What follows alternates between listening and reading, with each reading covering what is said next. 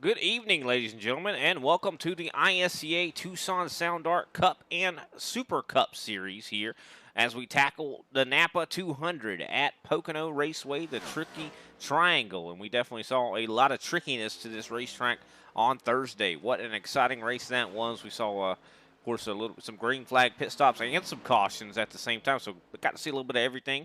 We'll have to see if this race tonight's a little bit more tamer or if we'll have the same level of excitement. I definitely think we probably will. Looking at the race facts for this evening, of course, as I mentioned, this is the Napa 200. 80 laps. Going to be having stages at 15, 30, and of course the last lap at 80 there. 5 sets of tires. 4 are going to be down in the pits there for these guys to be able to use. I'm sure they're probably going to be using a lot of them, just considering tire wear definitely is something to keep in mind here at this racetrack. We saw 20 plus lap runs where 25 high 25-second laps, 26-second laps.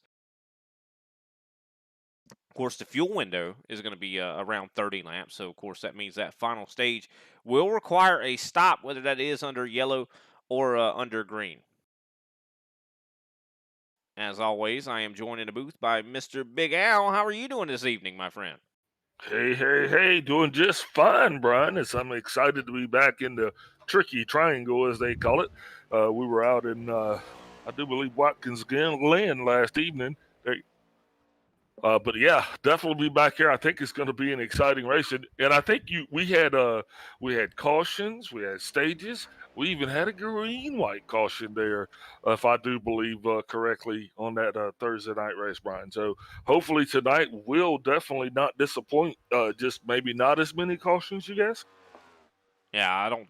We'll have to wait and see. I mean, there's definitely less people in this race here tonight. I do believe 15 right now are going to be making the grid, so we'll have to wait and see how that all develops. But you're right. We even saw a first-time winner and first start from a guy on I do believe Thursday. So great job for I think it was the 20 car. I'm trying to remember his name. My brain's not Mr. working. Vroman. His last name was Vroman. That is right. You're 100%. And definitely was a powerful performance. We saw Clayton Hoffman dominate that race, but then Mr. Roman came in and took the win there, and was able to hold him off with some really interesting tire strategy. I think we're going to see a lot of that here tonight. A lot of those guys at the end of that thing were on 20 lap old tires, and some guys were on new tires, and it seemed like it was so hard to pass that it didn't matter. So we'll have to wait and see if that's going to be the same case here tonight. Qualifying, of course, is underway. Let's take a look at the points here for the Tucson Sound Art Cup and Super Cup Series. Looking at the Cup standings here, Brian Johnson in the lead here with 1 win. He has 226 points. Kenny Powell right now sitting in second in the points with 2 wins. He has 222 points. So that just shows you that Brian Johnson's definitely been pretty consistent here. Jose Acosta sitting in third place in the points. Gary Adamson fourth. Chris Severa in fifth. Robert Pattengale in sixth. Greg Wachinski, he's sitting in seventh. Darren Mullins in eighth. Paul Olson ninth. Josh Schaffner in 10th. And I don't believe Josh Schaffner is actually going to be making the race here tonight, just considering I do believe he is traveling, if I'm not mistaken. And taking another look here at the Super Cup Series. Of course, this one follows the entire NASCAR schedule. Chris Severa at the top with 6 wins, so he has the most out of everybody here. And getting ready to break 1,000 points. He's got 999 points right now. Next closest is Kenny Powell with 814. Of course, Kenny Powell has 3 wins on this whole Super Cup season. Eric Kling has 2 wins. He's sitting in third. I don't see Eric in the field, though. Unfortunately, fourth place, Josh Schaffner. Of course, like I said, he's probably not going to be here tonight. Jose Acosta has a pretty good opportunity here. If he can get enough points, he might be able to work his way up to fourth in the points. He's sitting fifth right now. Brian Johnson, he's sitting in sixth. Greg Wachinski's in seventh. Ryan Strunk, eighth. Gary Adamson, ninth. Al Kozlowski's in 10th. And looking a little bit further down, Robert Pattengale sitting 11th place, 12th place, Paul Olson, 13th, Darren Mullins, 14th, Kenny Thompson, 15th, Frank Flores, 16th, Chris D. Johnson, and on the outside looking in, Brooks Dirting. I haven't seen him in quite a while, so I don't believe we're going to see too many changes back here in the points here.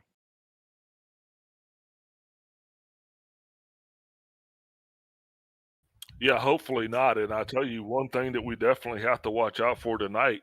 Kenny Powell is actually trying to get him a turkey, I believe is the or a hat trick is what they call it in hockey.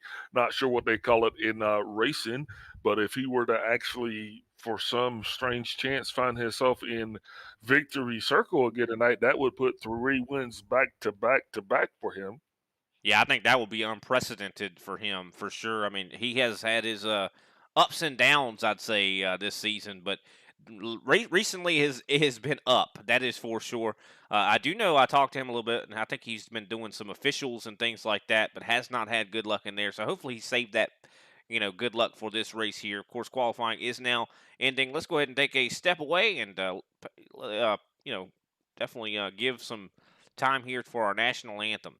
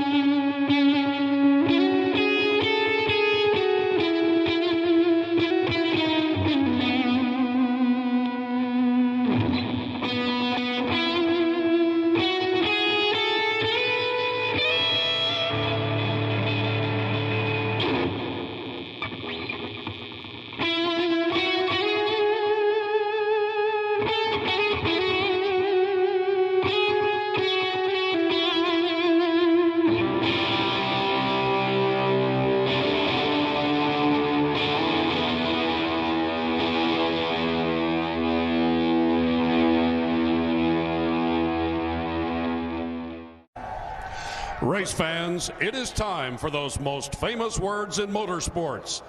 Driver, start your engine!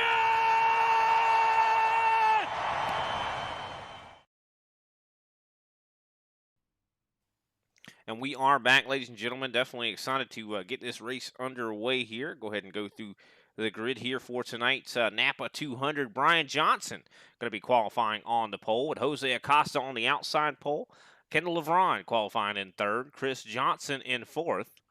Chris Severa going to qualify fifth. Sixth place going to belong to John Mullins. Seventh place, Frank Flores. Eighth place, Gary Adamson. Ninth place, Greg Wachinski.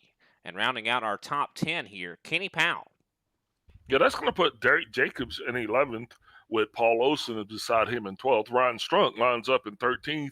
You'll have Andrew Layton beside him in 14th. And Robert Pattengill will be all by he lonesome rounding out this 15-car field, Brian. Definitely excited to see what these guys have in store for us here tonight. This is definitely a interesting track, and a lot of guys said it was much different than what we saw in the Gen 6 at this track here. Definitely aero going to matter a whole lot. That's what we heard a lot from those guys on Thursday, that aero mattered a lot, especially, of course, the draft, the downforce, the clean air. But I think what also mattered, it seemed like the side draft seemed like it played a role too. Yeah, absolutely. These cars were definitely aero dependent on Thursday night, and the clean air out front definitely made a huge difference. Like you noted earlier, Clayton Hoffman really did dominate the majority of the race, but right there at the end, he actually came off of pit road and not in first place, and was not able actually to get back up front. So it'd be interesting to see if we'll have guys that will deploy different pit strategies. We saw, I do believe Matt DeCiani short pit at the stage 2 to put him up front, and it actually worked out very well. So it'd be a myriad of things I think that are going to come into play tonight, but most all, I think the drivers are going to have to stay as clean as they possibly can. Yeah, I think you're right. As everybody's getting rolling here off of pit road, looking a little bit of the track facts and weather here. Of course, this is a 2.5 mile oval over in Long Pond. Definitely exciting racetrack here at Pocono. Air temp right now 74 degrees, 92 degrees on the track, so that's actually not too bad. That's pretty cool. I'd say that's cooler than what we saw on Thursday. That's for sure. Yeah, absolutely. The track is a lot cooler than it was on Thursday. But, I think this is going to be it should be a better race. Drivers having a lot more time to get some more laps in here this week at Pocono. So I think for that part, we should at least will have the opportunity to see some of these pit strategies develop. I think that's one thing that we really didn't get a chance to see much of on Thursday, because we actually had I do believe at least 3 cautions. We did. We had definitely had a string of them late in the race, that's for sure. Of course, the race actually ended under yellow. Right now, they're exiting turn 2. Excited to see what these guys can do. I know turn 2 a little bit more difficult to go side by side in this car than in previous incarnations, but we'll have to see. I mean, I'm sure these guys are still going to do it. I mean, this is definitely a track where you're going to see some 2 and 3 and maybe even 4 wide, especially going into turn 1. That's going to be the hairiest part, I do believe, when these guys go into turn 1 for that first time, and we're getting ready to see it right now as the pace car entering turn 3, soon to be exiting, and we will see these guys getting ready to go green, and there goes the pace car. Going to make that right hook there, or that left hook, I should say. And there's the green flag out in the air for the first time here tonight in the Napa 200. Brian Johnson with a very good restart. Looks like Jose Acosta going to stay there on the high side. And this is the first race that Brian Johnson has to win, and that is the race into turn 1, because whoever wins that race into turn 1 is going to benefit the most from that clean air, and that's what he's going to be trying to do as the rest of the field starts to fan out. We're not expecting to see these. This first lap should be treacherous, but after that, I think when the tires get up to temperature, these guys should be pretty racy here for it. Oh, looks like the 64 John Mullins is going to be sliding through the turn 2. Yeah, I think Frank Flores just hit the wall too, or somebody just hit the wall, that's for sure. Was it a white car? Yeah, white. That's a 13 to Frank Flores, I do believe. Yeah, Flores is definitely running a different paint scheme here tonight, as looks like he's in all white. Big fighting, though. We were just talking about Brian Johnson needing to stay out there in the lead. Jose Acosta has taken it, but it looks like Chris Severa working his way up through the field. He qualified 5th, now up to 3rd, now going to be fighting for the lead. 3-car battle for the lead. 3 wide. Chris Severa trying to side draft Jose Acosta to pull him back. That way he can try to take the lead from him, and it looks like he's going to be able to do exactly that. Yeah, Jose Acosta actually running a little bit higher on the race line than I think that we've been seeing, especially this early on, but that's awesome. Maybe he can find the speed that he needs, but right now it looks like Brian Johnson also is trying to come down on the inside, trying to get a little bit of what's going on there, what Chris Severa's having. Yeah, one thing about it, we saw Jose Acosta on Thursday was out very early. I do believe it was that was his first race there in the Thursday series, and hopefully he took a lesson from whatever happened there that night. Definitely going to be not wanting to have that happen here, considering he's very close to the top of the points right now in the Cup Series standings here. And look at that, Kendall LeVron looking really good here tonight as he pulls up to the back here of Brian Johnson. Greg Wachinski going to try to follow him along. Also Chris Johnson right there in tow, side by side for 3rd. Yeah, Brian Johnson not actually able to benefit off of that solid draft there from Jose Acosta as he was actually running a little bit high. But look at Greg Wychinski.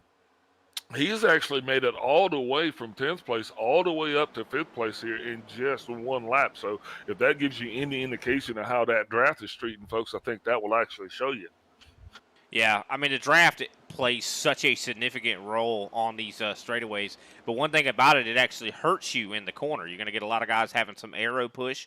Seeing a lot of wiggling there going from Chris Johnson. Yeah, Chris D. Johnson actually suffering from getting knocked out there in that race on Thursday night, I do believe. So hopefully he'll actually be able to change his luck up a little bit there, Brian, and they actually maybe even get a top 10 finish in here tonight as the field is nicely spread apart. Everybody seems to be on the pace. There is a little bit of a gap there now starting to show up between the top 6 cars and the top 8 cars. John Mullins and crew will actually be falling back just a little bit. Yeah, definitely a little bit of a gap forming there as Jose Acosta tries to draft back up. Here comes the 77 of Ryan Strunk trying to go on the inside of Chris Johnson. And one thing I think we definitely noticed on Thursday, too, was how durable these cars are. Usually you get damage here at a track like this, that is your day done. And, of course, if you hit the wall hard enough, that is going to be your day done, just considering how vulnerable the parts underneath this chassis are. But we did see some guys get significant damage on Thursday, and they still were able to run, and seemed like they didn't really seem like they were hindered very much. Yeah, one of the big advantages of a track this size is you actually get a very long pit window. So with the stage cautions and the other cautions, yeah, we had a couple guys. I believe Mark Dobson was one that was Carl Dobson. Sorry, was one that was actually able to repair just over 2 minutes of damage. So yeah, hopefully nobody will put themselves in that situation tonight. But did I tell you that the walls here are made out of concrete? They very much are, and definitely you don't win against that air. As the 77 still trying to get around that 48. Kenny Powell going to come up there and aid his teammate there, Chris Johnson. So hard to pass here, especially on the bottom. I mean, I think it's hard to pass everywhere. I mean, you could try to make a pass up top, and it can work for you. But this, even though this does have some features of like a road course kind of, every corner is different. You got to use that brake, but it still acts a lot like a super speedway too. Of course, technically it is a super speedway, but I'm saying like the shape of the track makes it to where it does. Some parts of the track don't act like a super speedway, others do, and especially on the straightaways, you're going to be needing that help. So I would say teammates are going to be very valuable here tonight. Yeah, another interesting thing too that we found out on Thursday that a lot of drivers were not shifting, and I was really surprised about that. So most guys are actually just running a setup where they just run one gear all the way around the track. So, very interesting. Yeah, that definitely is very interesting. I assumed that people would be shifting. I know I've heard some guys say that they are, but maybe not these guys in here tonight. Looks like Jose Acosta going to be falling back to fourth here as the battle is on between him and Kendall LeBron. And look at that, Greg Wychinski going to be the kingmaker here. He decides who's going to get that push. Well, it's going to determine how they come out of turn two because, Jose Acosta is running very high, so that does dictate. I mean, if you can actually go up there, but I think a better handling cars looks like they've been running down on that bottom a little bit. But Jose Acosta actually able to make speed on that high line, so I think that's going to come out to be beneficial for him, especially in the longer runs. Yeah, we'll have to see, which line actually hurts the tires more as Kendall's not giving up. He tries to go back underneath the 42. One thing about a track like this, you could be faster than another guy, but it's just so difficult to make that pass actually stick. Kendall LeBron this time does a really huge dive into turn one, and he's able to get that position cleared. Now up to third. Yeah, now Jose Acosta actually closed the door on Greg Wychinski as he came right down in front of him to ensure that he was not going to lose any of that good draft. And now looks like he is also going to stay in line as well. So, I mean, that should tell you something there. Just not getting that speed, even though he's running a different line, it's more beneficial to be in line sometimes because now he's going to come down on the inside of the 28 of Kendall LeBron, and these two are going to be battling into the turn. Slight contact. Oh, And Kendall LeBron is fighting back, as he is definitely going to give Jose a little get off of me shove right there. Yeah, that definitely exactly what that was. He was like, "Get off of me," because I mean, it looks like Jose got tight into the corner there and just came up into the 28, and now he's going to be under fire by a lot of drivers. I don't think that caused significant damage, but those tires rubbing together definitely could cause a little bit of that Goodyear to get rubbed off. Yeah, absolutely. And it is still early on in the competition, so it's not time to just go beating and banging just yet. Trust me, if you guys stick around, there'll be plenty of time for that here Oh! to get to the third stage. Almost a big problem there. I do believe a little bit of a touch there for Jose Acosta to Chris Johnson almost caused an accident there. Saw that car kind of, wiggle as he got that contact, and Johnson able to keep control. Very good job from him. See, behind this, John Mullins and Gary Adamson are fighting for, I do believe, 9th and 10th, side by side, getting ready to go into turn 1.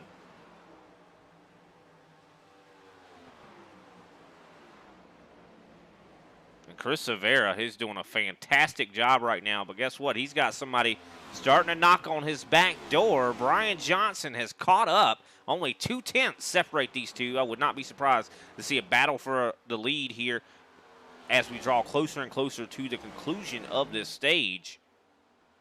Yeah, that's absolutely right. It'll be 4 to go here next time around at the line. And so finally, the 4 car of Brian Johnson has caught up to Chris Severa. We'll see if he's actually able to challenge. But so far, it is very hard to get around the leader. We have definitely noticed that. Yeah, one thing, Johnson was able to catch up to the back of Severa, but one thing we see, I think, at every track with these next gens is the closer you get to the back bumper of that car that's in front of you, the worse the handling is. You start to really feel that aero-tight condition, and so Johnson's probably suffering from that as he falls back to 3/10 now. Now, we did see Clayton Hoffman make a run from further in the field and actually go back up and make a pass later in a run. So be interesting to see if Brian Johnson is actually able to get up and challenge Chris Severa for the lead. That would definitely make it a little bit more sporty.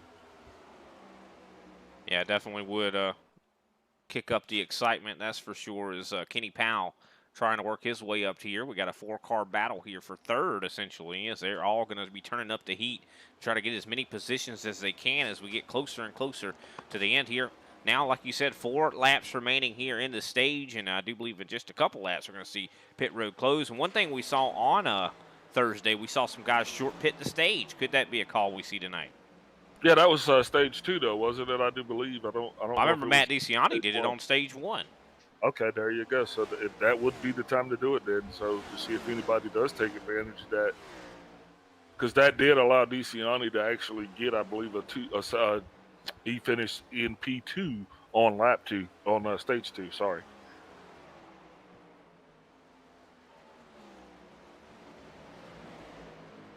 Got some side-by-side battling here, as I do believe the Derek Jacobs trying to hold off Robert Pattengale. We see Andrew Layton fighting with John Mullins. Mullins really slow on the racetrack right now, getting ready to go 3 wide here, back further in the pack. Yeah, Mullins is definitely making some decisions here. Not sure exactly what it was about, but he looks like Mullins is actually going down pit road. That he is, taking an early stop here. Probably going to be doing exactly what we were just mentioning to probably get some track position.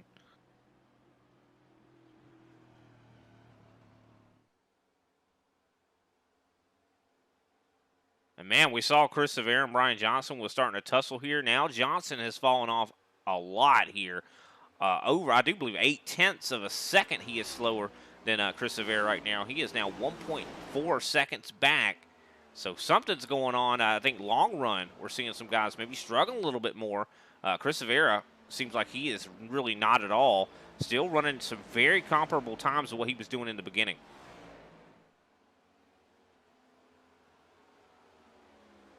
And that could also be a factor of that clean air.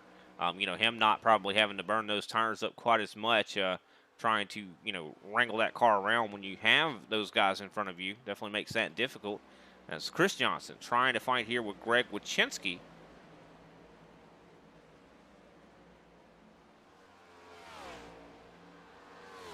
And the white flag soon to be coming out here for the stage as they are all entering turn 2.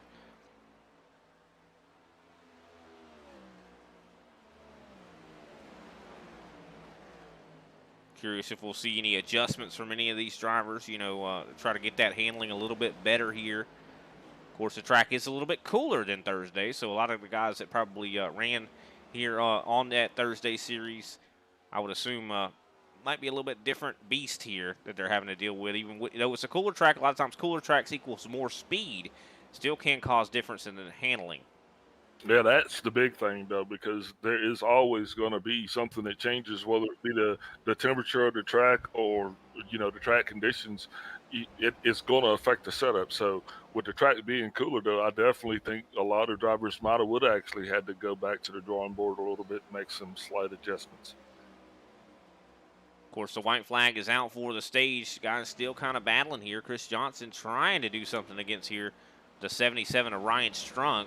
I don't think he's going to be able to get there, though, as Kendall LeBron starting to catch up here to Brian Johnson. So I think if Kendall had another lap, he might would be able to put something together here on Brian Johnson. Greg Wachinski's definitely been showing a lot of pace here tonight.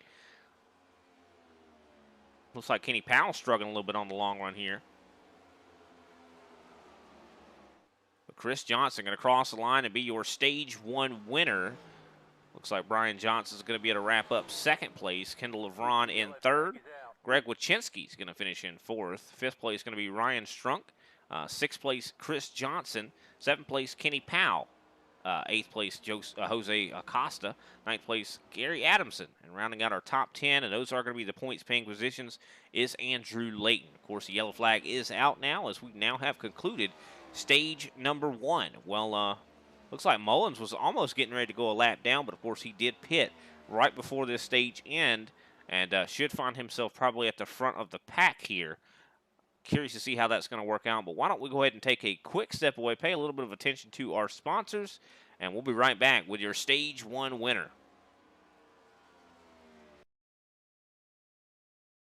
There are moments that surprise and delight the mind and the senses. Introducing Sound Art, the world's first truly customizable, concealed, flat panel art speaker system. A revolutionary combination of incredible sound delivered from your most meaningful pictures. When art and technology intersect, there is a seamless blend of creativity and function. Come alive in the streetlight, pulling at the stars in the moonlight. Every time I feel you close. With Sound Art, anyone can print their own artwork or pick from numerous licensed artwork that we have. The possibilities are limitless. Enjoy beautiful and amazing sound throughout your home. The entire surface of your artwork generates incredibly robust sound. Your art never sounded so good.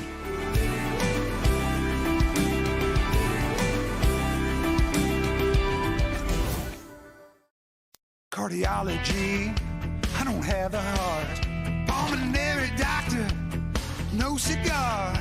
I can't diagnose a simple cold or flu, but if your engine's got a cough, I know what to do. Give it 6 of these and wash it down with this. A new air filter ought to help it catch its breath. Napa know-how. Napa know-how.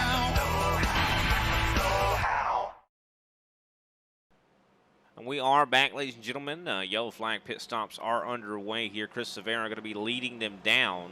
Definitely going to be having to hit their P's and Q's here when it comes to pitting.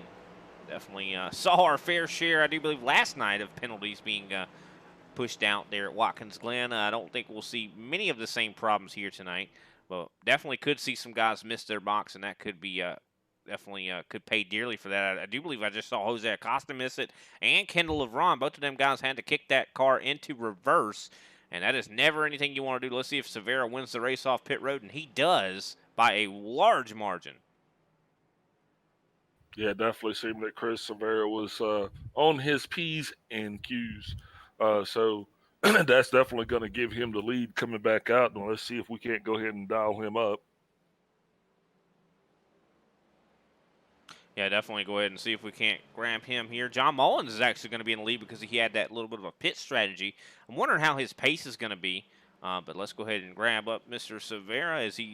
Mr. Severa, do you read us? You guys, I got you.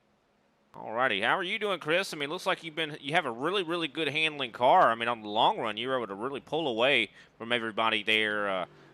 Have you spent a lot of time on this race car this week?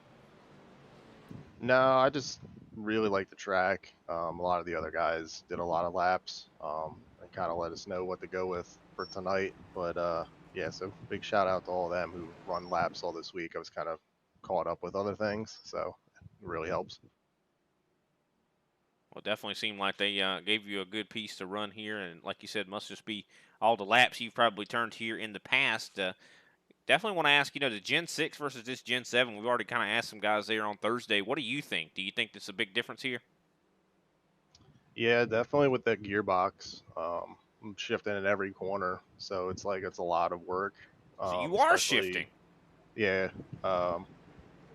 It's just like if you don't, at least with the gear that we're running, you're just so bogged down in fourth coming out of 1 and 3. But yeah, no, if you don't, you lose like 2/10 over the whole lap, so you kind of have to. Well, that's definitely interesting because I know on Thursday a lot of guys were not shifting. So interesting to see to hear you say that. Definitely want to wish you the best of luck. I know the pace car and lights are out. You're getting ready to get back to it. Who can we shout out here after your stage 1 victory?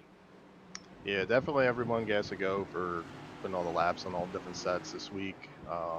Apex Sim Racing, Advanced Sim Racing, the hardware, Fanatec, of course, Team Watson Racing, and you guys as always up in the booth. Tucson Sound Art, really appreciate you guys for sponsoring the series. And yeah, you guys as always for doing what you're doing up there. Real appreciate it. Well, no problem, man. We appreciate you always putting on a great show. We'll let you get back to it. Thanks, guys. That was Chris Severa, our stage 1 winner. Can he go back-to-back like Clayton Hoffman did on Thursday? I don't know if I would want to. I think I might because I think he wants to win the race here tonight. Yeah, definitely. And now we're going to get into that point where drivers have already collected that data there because we've already completed that first stage. Now it's time to let your hair back a little bit. I think now you can go out there now and drive the car a little bit harder here in stage 2 because everyone's going to have to pit at the end of the stage. You got to try to get the points, man. That's what it's about, especially at this stage of the season. Lights are off on the pace car. Like you said, he is going to be hooking left, and we're getting ready to go back racing here, Brian. That we are. Chris Severa going to be on the top here. John Mullins going to have control of the field. Can he hold off Chris Severa? I don't know if he can, just considering Severa started 5th on the beginning of stage 1 and was able to drive forward slice through the field like butter here. We'll see what will happen, though, as Severa getting a good run here into 1. And Mullins has not actually been up front. He doesn't necessarily have a fast car. I don't think he's going to try to impede the field. But, you cannot blame him for actually jockeying for track position because probably the best shot he's going to have getting at the top 10 is actually starting in the lead. You know what I mean? Oh, yeah, 100%. And one thing about it, too, I mean, he could have very good pace. It just depends on who he's racing around. Those guys back there, we talked about it before. I mean, how hard it is to pass here. He could have just been being impeded by those guys. But right now, he's looking pretty good. I mean, he's holding off Chris Severa. I thought Severa was going to take it on the first lap, but that does not seem to be the case. Yeah, it takes a good lap to pass around this track, especially once you're just getting started. You know what I mean? So Severa's got to actually wait till his tires come in, and then expect him to go around Mullins, and here he comes around the inside. Speaking of which, and it's not just because Severa's an awesome driver; it's because he's driving a Ford. Heard that. Definitely.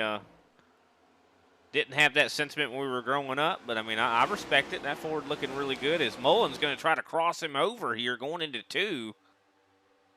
Yeah, that was just a little bit of sarcasm.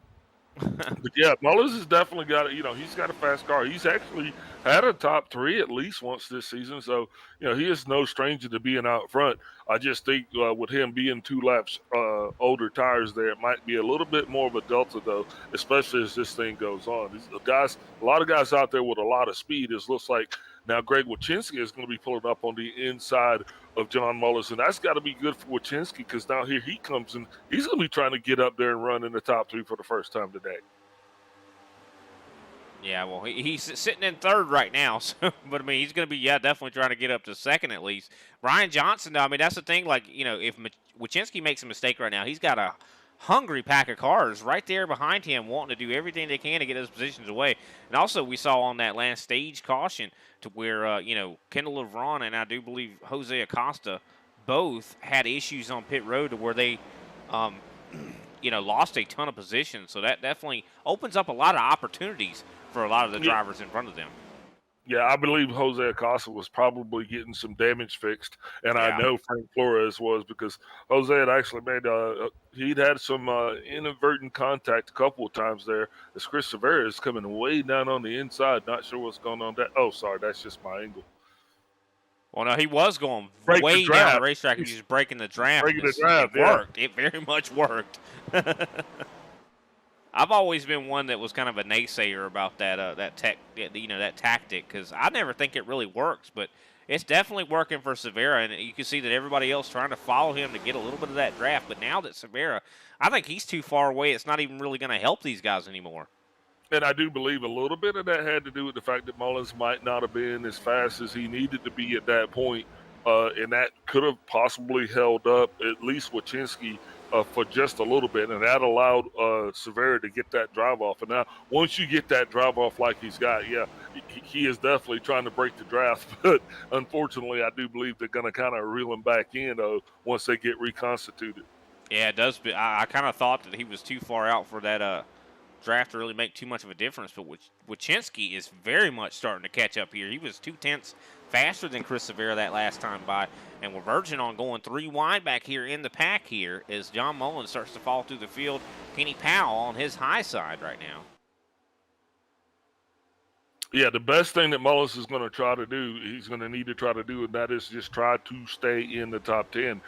Don't necessarily impede the pace of the race, but do fight for your positions as you get a little bit further back in that pack. A lot of these guys got a lot of good speed, especially early in the run, so it's not time to be too aggressive right now, but I do believe that once we get up to, say, to 5 to go, and that's what we're coming to in this stage, I think then it's going to be time to actually put the hammer down, Brian, and go, go, go. And maybe 3. Everybody getting 3 to go here in this stage. That's what I'm going to say because this is a longer track. So you actually I say 3 to go in the stage. Put the hammer down.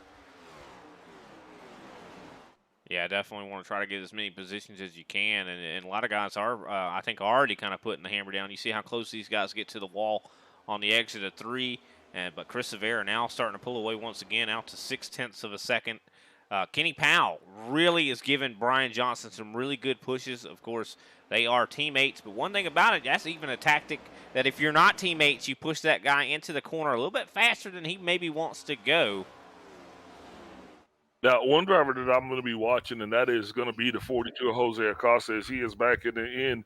Now, and the reason why I'm saying that, because with him running in 13th now, Brian, he has absolutely nothing to lose when it comes to short pitting this thing. So I think his best opportunity of getting back out front is going to be actually coming in and pitting before lap 29. So that way, maybe not as early as Mullins did, but definitely I think you pit here before the stage is over.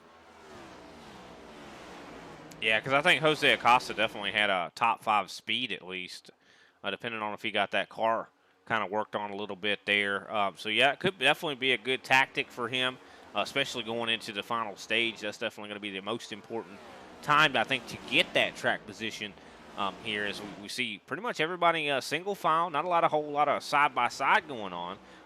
As soon as I say that, Kenny Powell dives underneath the 4 of Brian Johnson. Oh, wow. A little bit of touch in there. That's going to give Ryan Strunk a huge run up to the back of Powell. And he even gives him a little bit of a bump, shoving him to say, hey, let's go. Yeah, he heard me. It's go time, baby. 3 to go. It's time to put the hammer down. You got at that point, you have nothing to lose. You got to run it out a little bit harder, drive a little bit deeper into those corners, and try to get a run off a little bit sooner. Ryan Strunk looking really quick there in that FSM custom machine. as he has given Kenny some really good pushes, and now he's going to try to take him 3 wide. He thought about it, but I think he thought better. I'm glad he did, because that could have been trouble. You don't go 3 wide into turn 2. You know, and I think Ron Strunk, too, might be in the wrong circle there. I mean, he's battling with a couple of G&G teammates, and I just don't know if that's the point on the track to push the issue. Yeah, for sure. But I mean, you have to do something. They definitely don't want to push the issue right there through 2. I mean, definitely, I would take them 3 wide, maybe in in 3. That would be where I kind of would line up that pass. But unfortunately, not able to work for him. That's why I'm saying a lot of these guys out here, you could have more speed than the guy in front of you, but it doesn't matter. You're not able to actually complete that pass. I mean, it's so difficult to do so that you really have to wait for that guy in front of you to make a mistake, and I think that's why this is a lot like a road course super speedway hybrid. A little bit of history on this racetrack a lot of people might not know. Turn 1 is actually based off of, I do believe, the now defunct Trenton Speedway. Turn 2 is actually modeled after, I do believe, Indianapolis. Turn 3 modeled after the Milwaukee Mile. So this is an amalgamation of racetracks, and man, just such a great track here for sure. You could definitely tell that this track does feel like a lot like Indy in a lot of ways, in my opinion. So I think guys that are successful there are going to be good here too. Absolutely. And I just love this track just because, it is so diverse. It's one of a kind. It's the only track like this, even remotely like this, that we actually go to. So, that in itself, that it offers some pretty good super speedway style racing. But like Chris Severa said, with this new next gen car, he's shifting in every corner. So that adds a whole nother dimension to this. It very much does. And, and also using a little bit more brake than what you see in the Gen 6. That Gen 6 felt like you could go a lot more flat out around this place, but that is not the case here. Chris Severa is going to take the white flag here for Stage 2. Next flag will end Stage 2, and do believe he's going to probably end up winning it because he's got minute 16, or a minute point, or a minute, I'm sorry, 1.6 seconds. My brain is just shut off here just for a moment. I do apologize, ladies and gentlemen. And Greg Wachinski trying to hold on here to second place. He's got some hungry G&G drivers right there behind him. I don't think teammates is really going to matter here going towards the end of this stage. You see Chris Johnson trying to go underneath Ryan Strunk to take away that position and get 5th away.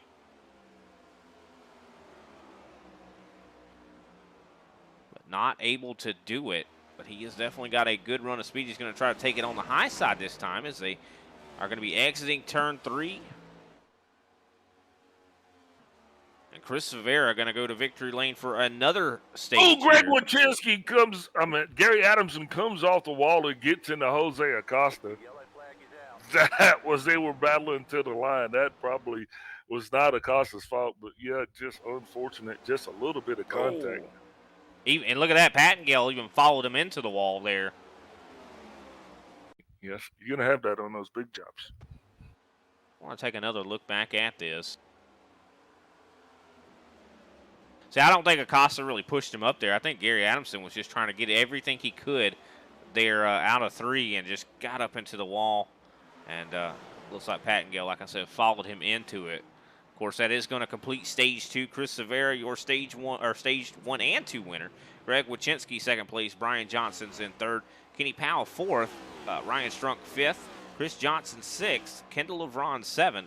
Andrew Layton, 8th. Paul Olson, 9th. And Jose Acosta is our top 10 points-paying positions here. And because we've already kind of talked to Chris Severa, I think, why don't we give Greg Wachinski a ring after these guys get to these pit stops completed? Yeah, absolutely. And why don't we step away, too, and get a quick word from our sponsors as well. Sounds like a plan. We will be right back.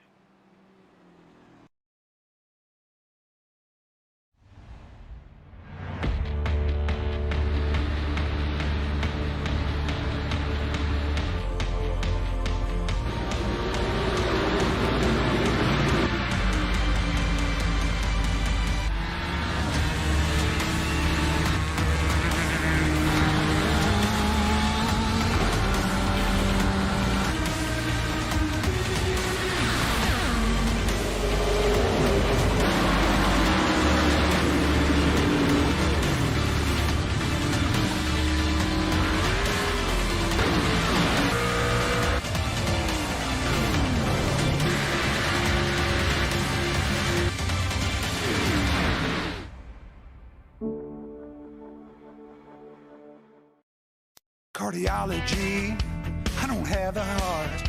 Pulmonary doctor, no cigar. I can't diagnose a simple cold or flu, but if your engine's got a cough, I know what to do. Give it 6 of these and wash it down with this. A new air filter ought to help it catch its breath. Napa know-how. Napa know-how.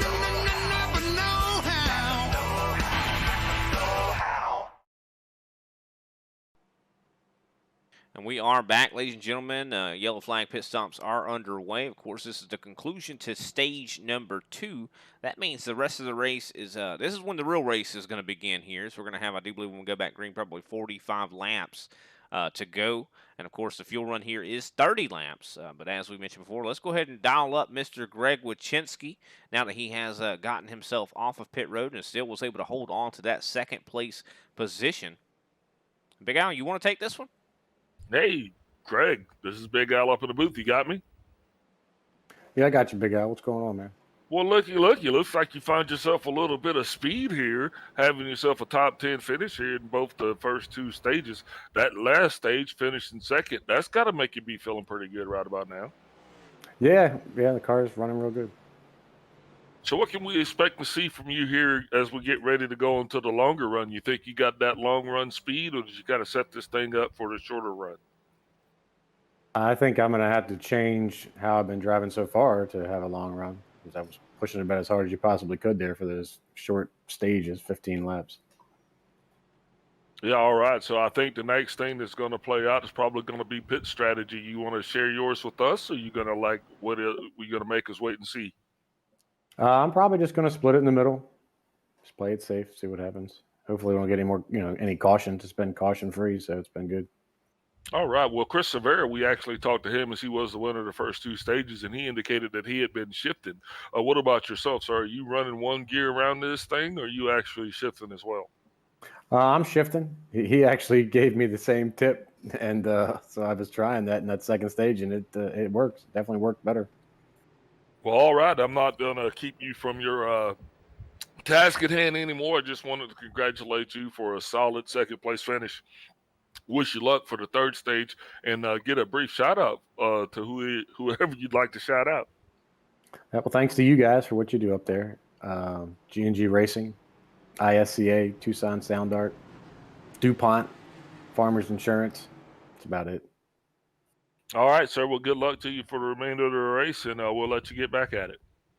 Thank you, sir. That was Greg Wachinski, our second place finisher there in stage 2. Now we're getting ready to go back green here for the final stage. Of course, this is going to probably feature the longest run of the race.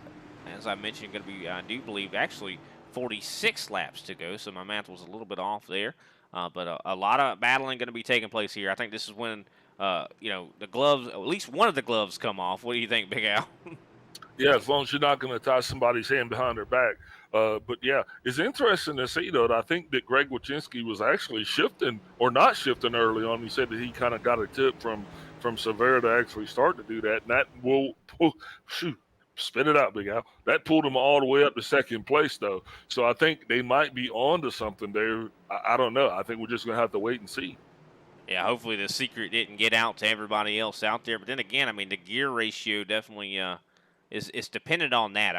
These guys might have a little bit of a different gearing that someone else might not be able to make that work. But if the secret gets out, could that affect this? We'll have to wait and see here as we exit turn 3. Pace car going to be taking a left here, and green flag going to be waving back in the air as they get ready to enter the Geico restart zone. And here we are, green flag back out in the air. Chris Severa wasting no time. Brian Johnson also getting a very good start, as he's going to be able to get side-by-side here with Greg Wachinski for second place. Ryan Strunk, almost even thinking about taking it 3 wide. Kenny Powell getting some good runs up on the top side. Oh, look at the block. Big block there from the 4. And that was contact. Yeah, Kenny Powell, one of the few drivers actually able to make that top line work for him. We've seen Jose Acosta do the same thing. But we are back to green flag racing now. I think it's going to get a little bit racier here in this 3rd stage, though, Brian, because drivers aren't probably necessarily the guy to really pace themselves. And if they don't, then that's going to be when we start to see guys actually start to come down pit road. Look at Brian Johnson sailing in him up on the top. Going to get a huge run on the exit here. He's right now side by side with Ryan Strunk. Strunk is side drafting him. Very tough. I think that this is definitely getting very sporty. Ryan Strunk's been showing some good pace right now. Strunk's definitely going to be trying to do everything he can to get that pass completed earlier in the stage. The longer you stay out there and try to make passes, the more trickier it gets. So I do believe your best spot of getting ahead of that driver is going to be winning those first 3 laps there once you start on green on those clean tires.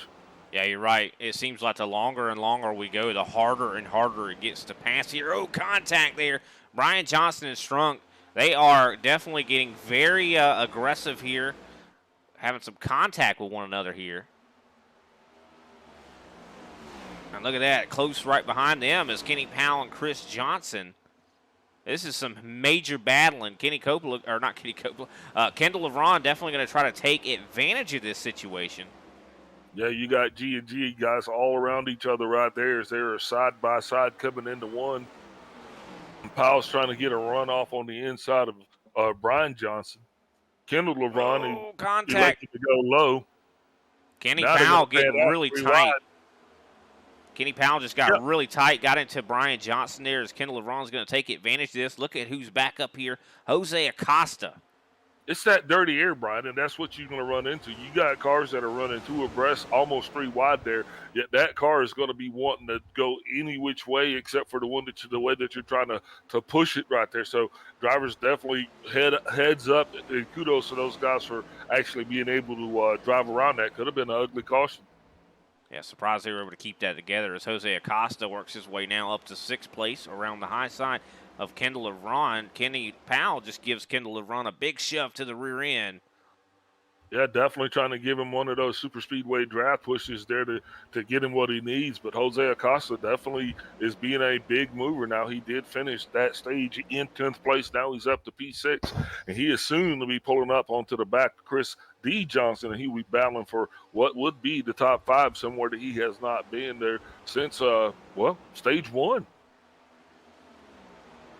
Yeah, he definitely found himself with some problems early in this race, but it looks like he survived so far. I mean, we saw in that Thursday race, he did not make it this far. That is for sure, but looks like he is dedicated to making sure that John Deere finds his way to at least to finish this race. Patience, grasshopper. Ryan Strunk starting to catch up here to Greg Wachinski. He's running a little bit over a 10th faster than him right now. But Brian Johnson, he has not been shaken here. He is still right there with the 77. Of course, they might have a little bit of hard feelings between one another, just considering they have had contact multiple times here. Yeah, and Kendall LeVron is definitely, he made it back up to the back end of Jose Acosta as well. He's got Kenny Powell pushing him. As these guys actually caught up to Chris Johnson, looks like they either settled down or slowed down. Also, Greg Wachinski has caught up a little bit closer to the back here of Chris Severa, about 3/10 separating those guys. But we saw earlier, the closer you get to the back of that leader, the less handling you're going to have in that race car. Yeah, and I do believe that Wachinski is definitely just going to try to stay close to Severa for drafting help, and definitely just for pit sakes as well, because you're going to want to have a draft partner, you're going to want to have a pit buddy. Yeah, that's for sure. I mean, you run much faster when you're out here with other people. So would not be surprised to see, that G&G camp or if anybody else is on the same team together for those guys to kind of cooperate and go down pit road together as we see Kenny Powell trying to go underneath Kendall LeVron. And they're not going to televise or advertise that. It's going to be probably a surprise to all of them. I just hope that they can actually get down pit road together and get back out without causing too much of a caution. As Kendall LeVron now returning the favor as he is pushing Powell down the backstretch. Yeah, he didn't really try to challenge him and pass him back there. It's probably a smart call to just give him some pushes, get us moving faster. If you feel like you're faster, go ahead and get in front of me. And we'll try to see if we can't catch these guys ahead. Yeah, absolutely. We're halfway through this thing now, and the track temperature has actually risen to some 99 degrees now, Brian. Yep, that is. I do believe we started out with 96 or something like that. So definitely a couple degrees up there. Going to make this track a little bit more slick here. Also, rubber has been laid down too. That's going to affect the handling of these race cars. And man, Greg Wychinski is doing a fantastic job right now. He's right all over the back of Chris Severa, but Ryan Strunk also on the back of Greg Wychinski. So Wychinski's got to hope that Strunk has the same thing in mind. That if Greg tries to make that pass, that he will go with him. Well, it's not about making a pass. I think Severa is just backed up to these guys in order to take maximum use of the draft, because that's the only way he's actually going to be able to save fuel. If he's out there cutting the air by himself, number one, he's burning more gas. But if he doesn't have the aid of the draft behind him now, unlike earlier you saw where he was actually trying to break the draft, this is the time of the race where you're going to see him try to embrace that draft, because that's how he's actually going to be able to stay out as long as these other drivers are in this run. And it looks like Brian Johnson. Brian Johnson going to be going underneath Ryan Strunk here. He's got his brother Chris Johnson right there with him. As I think Strunk having a little bit of a handling condition right now. So side by side for third place. It's one of those times where if you run it just a little bit hard, this is going to be that time where you're not actually going to be able to get down to the lower side of that turn the way you want. That car is going to actually keep washing up on you, and that's where you're going to see drivers actually try to make up their speed, as the Johnsons are now directly behind Ryan Strunk, and they got Jose Acosta behind them. Be interested to see when they decide to make that move. Looks like Brian Johnson tries to go a little bit high here on Ryan Strunk to maybe get some type of run there in turn one. Does not look like it's going to pay off, though. It's just going to be incredibly hard to pass, as you got a kind of a four-car line here. As Chris Severa and Greg Wychinski starting to break away a little bit here. Looking at lap times, these guys have not fallen off very much. Now we're 10 laps into this stint. Of course, I do believe we're going to have 37 to go here when we cross the line. Of course, fuel window is going to open up at around, I do believe, lap 50 or so. Yeah, it's just going to be interesting to see who stays out or who comes in early. So far, interesting to note, just for your own situational awareness, so far all drivers are still under their own power, and we have no one that is not on the lead lap. Yeah, definitely has been a fantastic race so far. Has stayed clean and green. Of course, we've seen a little bit of contact out on the track, but it hasn't been anything really, really serious. These guys have kept it together. As Strunk catches back up to the back here of Greg Wychinski. Man, I don't know if Strunk was saving his equipment, but he definitely is now pushing hard to try to get up there to that 5. Yeah, these cars, they're gonna ebb and flow, and I think he just had to get his legs back underneath him, try to find where he could actually run, and now here he comes. He's actually going to be pulling right up onto that 5, and I don't know, Brian, he might actually try to make a move on him. It's going to be easier said than done to do that. I think one of the best places to probably make that move is going to be into turn 1. If we can get underneath him and somehow late break or outbreak him. Turn 1 is definitely the slowest corner, I'd say, on the track. This is that corner that or really not, it's on entry, you're going really, really fast, but that's the corner you have to use the most brake coming through. So easy to mess that up.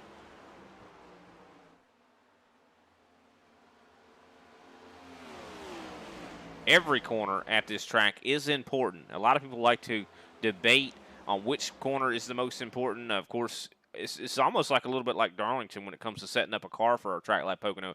Every corner is different, so whatever you make one corner better, you're going to be sacrificing somewhere else. Absolutely. As Ryan Strunk now is pulled alongside of Greg Wychinski, he is definitely going to be trying to get that drive off that he needs going into turn 1. As they are side by side, Wychinski coming up high on the racetrack. He's got to get back in that throttle and try to get a drive off, especially if he wants to try to keep a second position. Looks like Strunk almost was able to slide up in front of Greg Wychinski, but just not able to do so, as they are tight racing coming into turn 1. But it looks like Wychinski's going to be able to hold on to it. Yeah, Strunk definitely trying to get as much of the side draft as he could. Wychinski into the outside of the wall. Greg Wyszynski into that outside roll. That's going to take a ton of momentum away. Probably give Ryan Strunk the pass that he needs. Well, there he goes. It's going to give him the drive off that he needs to make that pass. And that's not going to fare out too well for Greg Wyszynski, because even the smallest amount of contact is definitely probably going to have some kind of detriment to it. Yeah, I mean, we did see that on Thursday, guys were, hit that wall, and we're still able to keep going and not be too bad. But the thing is, you got to worry about the components underneath. Did he mess up that suspension at all? Yes, how you hit the wall, too. I think that has a lot to do with it as well. As we even saw tires flying off of cars here during the practice. So we did. And, man, this damage model just gets better and better. I think it was Brian Johnson we saw had some contact with Kenny Powder in practice, and his tire literally left the machine. It was rolling faster than he was. Yeah, so Chris Severa has actually been able to utilize that little bit of action that was going on behind him to actually get himself a more comfortable of a lead, as he is up to now almost a full second over P2, which is now Ryan Strunk. We're starting to see some spreading out right now. I do believe Jose Acosta, he's about 1.2 seconds back there from Chris Johnson. Of course, Kendall LeVron also, he's about a half a second back, I do believe, from Jose Acosta. But Kenny Powell, he's right there also.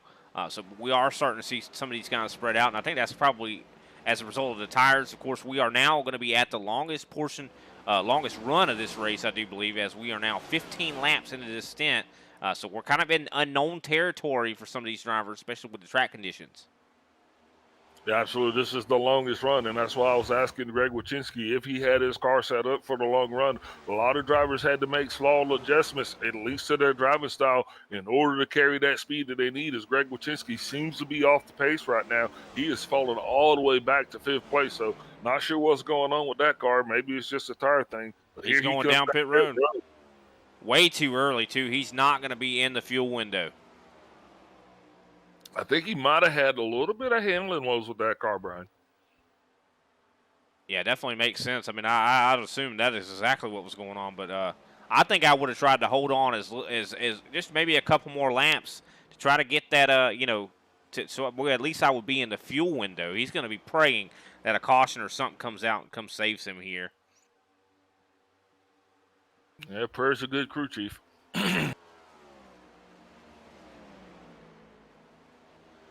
See, Kendall LeVron has gotten by Jose Acosta. Acosta now under fire by Kenny Powell.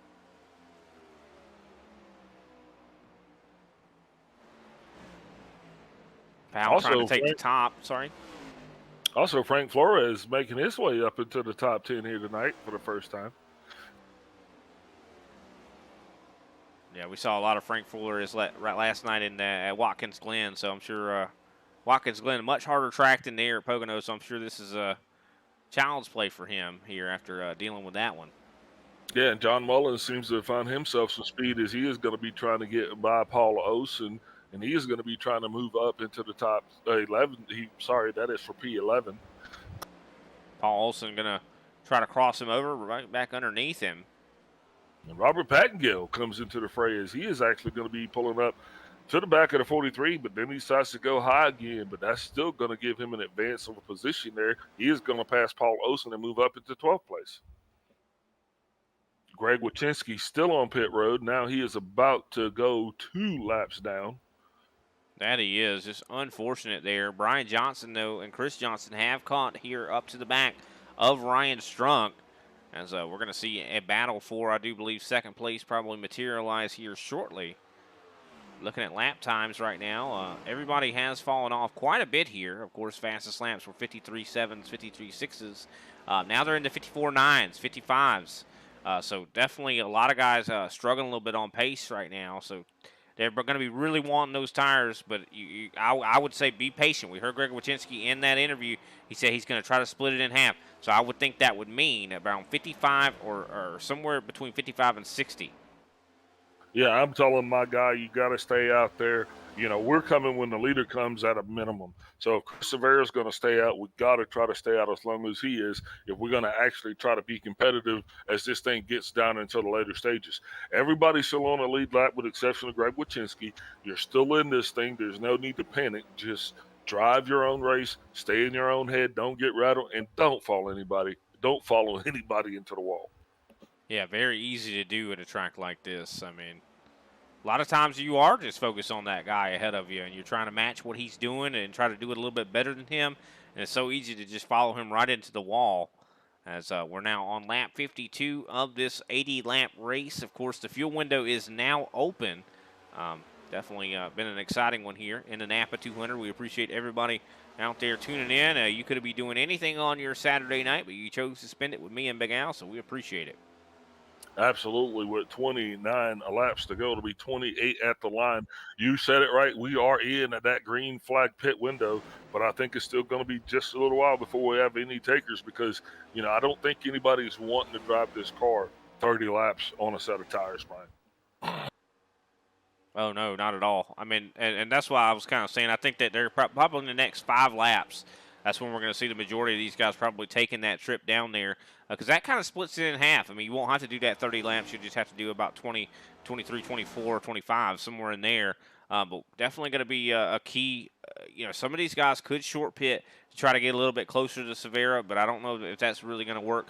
And one thing also is high potential here. I mean, we even saw some guys miss their box on pit road under caution. I mean, you do that here under green, you are going to pay for it. Could we see anybody up here in the front do that and lose positions because of it? Yeah, and also, watch out for people trying to fake maybe coming down pit road. Anything could come into play here that could actually cause this whole race condition to change. It could even be a caution as these cars get, the tires get older and older. These cars are going to get tighter and tighter. So you got to be on the lookout for that. Plus, guys are going to be starting to catch up to other drivers, and then trying to pass though with this many laps on your tires. That even is going to prove to be challenging, Brian. 100%. Take a little bit of a cockpit camera here from Brian Johnson as he is trying his best to catch Ryan Strunk. I want to see some of the wheel movements here from Brian Johnson to kind of, see what these guys have been dealing with here and see, what kind of smoothness it takes. And I think Johnson just needs to stay as close to Strunk as he can. Just keep the benefit of the draft. That's what they got to make work because those 3 cars, if they could get closer, that's going to be their best shot at reeling Severa in. Kind of like he's a fish. But right now, he's got as big as a lead so far of the race as he is up to almost 2.5 seconds over P2.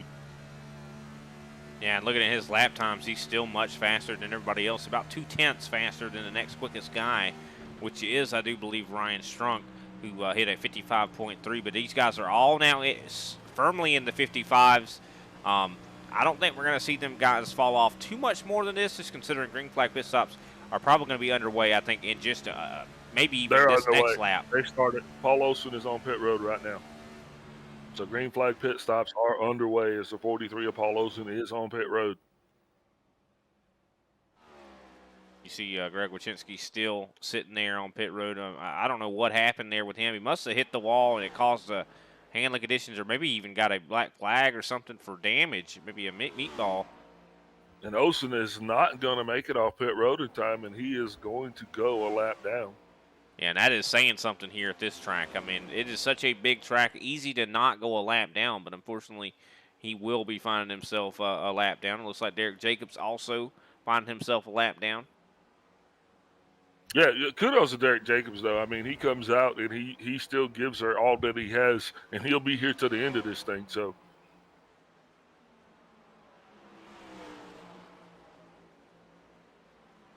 see, Kenny Powell has gotten by, of course, Jose Acosta here. Acosta trying to fight back here in that John Deere machine. and this is where it's going to get interesting because now you're going to have drivers on different tire cycles, and that's going to change everything up because Paul Olson's only going to be slow for so long, and then he is going to be trying to put the hammer down. And as other drivers start to make their way down pit road, it's going to be the same thing. So far, Ryan Strunk, he's coming out of P2. Looks like he is going to be going down pit road all by lonesome. Oh, Kenny Powell pit road. The green flag pit stops have well and truly kicked off here. As Powell was really hard on the brakes trying to get that gas and go Camry of his slowed down as he was entering pit road. We'll be monitoring to see if there's any cautions or any phobos on pit road.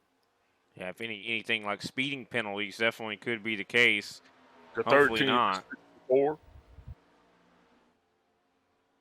All down pit road, along with Robert Patton-Gill in the 17. It looks like it's definitely kicking off. I would not be surprised to see Chris Severa probably heading down this time by. Nope, he's going to stay out another lap, and I think he's taking a page out of your book, Big Al. You always say, you know, stay out as long as you can so you're on newer tires later. I think that's what he's doing right now. Absolutely, and I think that's the reason why he kind of backed off so he could get that draft just a little bit. But we know Severa, he is the fuel miser. And looking at that, Brian Johnson, Chris Johnson, and Kendall LeVron all taking their trip down pit road. That's going to put Jose Acosta up to second place, Andrew Layton up to third, Gary Adamson up to fourth.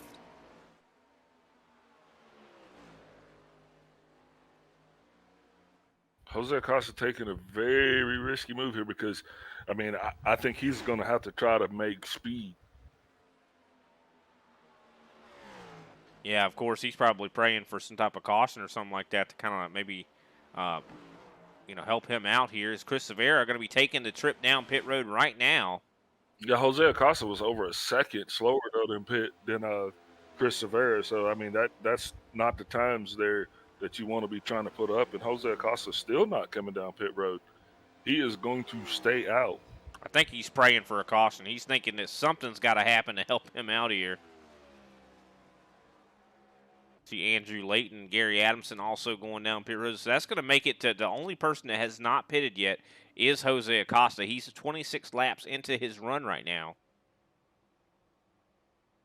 Yeah, maybe he's just going to push it on out there as far as he can as Gary Adamson comes down pit road as well. Chris Severa making his way off of pit road right now. That's Jose Acosta still out front. See, Derek Jacobs going to be trying to unlap himself here. And I think he will be successful in that endeavor. Yeah, and if Derek Jacobs can actually get his lap back, that means that we will have only one driver that is still not on the lead lap, and that'll be Greg Wachinski. It looks like he's going to be able to be successful there as he's on the top here. Jose, I think, he's trying to run the gas out in this thing, it looks like. He's got 30 laps. Well, looking at it, I do believe he's only got 3 laps of fuel left, depending on how he's been saving. But looking at his lap times, I mean, 57:22, I do believe that might be one of the slowest laps we've seen all night long.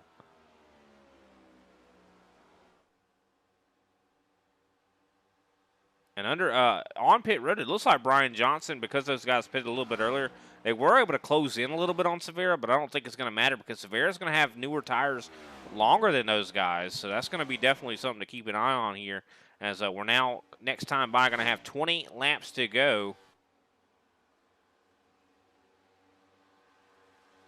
Jose Acosta, pit road. He's probably heartbroken that no caution came out because he's going to definitely be losing a lot of time on the racetrack, just considering how slow that race car was there. Not very good on the long run. Yeah, I was kind of curious about why he would stay out so long because he was losing a tremendous amount of lap time because he was not carrying the pace that he needed. But, hey, that's just the way racing goes. As Chris Severa now is going to be your leader again. Yeah, I think he was rolling the dice. I think he was praying that some type of caution or something would come out that would save him, get him back up front. And, he has a little bit of a pretty good short run car, but definitely seems like he struggles on the long run, but was trying to maybe throw a Hail Mary there. You can't really blame him for that. Yeah, and this thing still isn't over. I mean, I think we're still just in our peak caution time if there would be one. But wouldn't it be great, though, if this thing were to actually go to distance with only those 2-stage cautions? I think that would be something tremendous, especially after the amount of cautions that we had on this same track with just with almost twice as big a field on Thursday. Well, Jose Acosta was able to get a pretty good pit stop there. He comes out here in 7th place, right in front of Andrew Layton. And, of course, he's going to have newer tires than a lot of these drivers here, but he has not gotten quite up to full pace yet. There's a lot of battling going on here. Gary Adamson, Paul Olson, Frank Flores, they're all right near each other here. You know what it happens here at Pocono when you're all near each other. I mean, you're going to be at a draft, especially all these guys are on relatively new tires. We're probably going to see these guys get really close to one another. Absolutely, and they really do. They need to like close that gap up, get that 5-car pack, man, and just try to keep the hammer down as much as they can, stay as close as they can, and just roll, baby.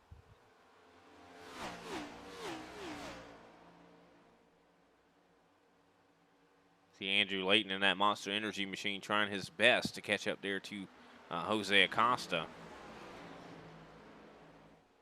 Brian Johnson starting to really catch up here to Chris Severa. He's been running some really good lap times. He was a 10th faster than Severa last time by, but could Severa just be saving equipment?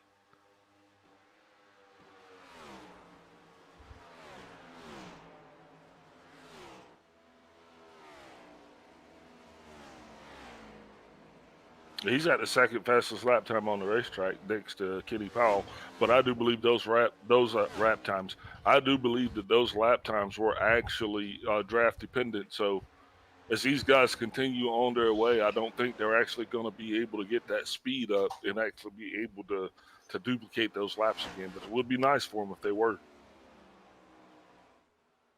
Chris Johnson right now, the fastest driver on the racetrack. 53.896 last time by, as he is in the draft, of course, with Brian Johnson, definitely dependent on that draft, but turning some really good laps here as he catches up here to his brother. If those guys can link up, they might have a chance to maybe push each other to get up there to Chris Severa. After those green flag stops, though, we have seen quite a big deal of spreading out in this, I'd say, top 10 or top 5, I'd say more than anything, because what we're seeing more than a second between most drivers. Of course, there is a little bit of a closeness here between Brian Johnson and Chris Johnson. Ryan Strunk, though, he's about 2 seconds back from these two drivers.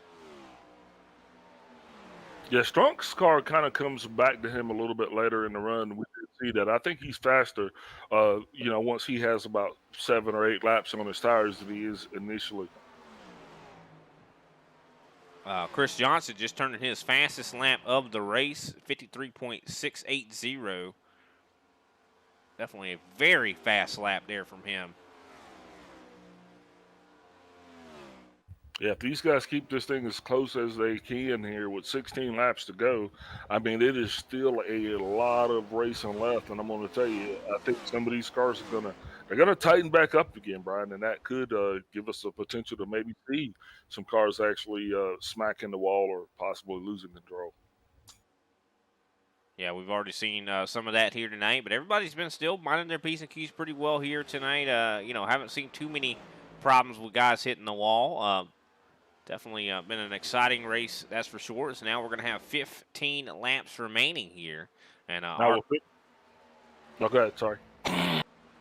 15 laps when he crosses the line here from Chris Severa. And looking at the clock here, we have time. If we don't have a caution, ladies and gentlemen, if you blink, you're going to miss it. We only got 13 minutes left in this race.